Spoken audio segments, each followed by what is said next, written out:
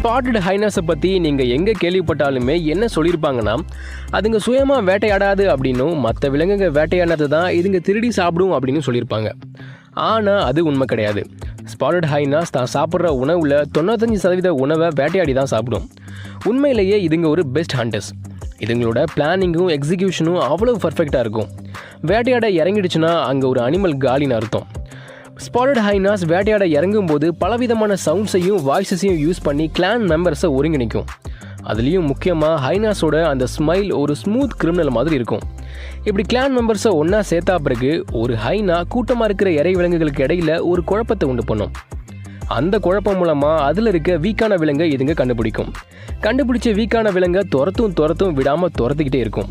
ஹைனாஸ்க்கு அதோட உடம்புல கிட்டத்தட்ட 1% அளவுக்கு இதயம் பெருசாக இருக்கிறதாலையும் அதோட ட்ரையாங்கிள் ஷேப்பும் ஸ்ட்ராங்கான தசைகளும் இருக்கிறதால அதால் ரொம்ப தூரம் ரொம்ப கம்ஃபர்டபுளாக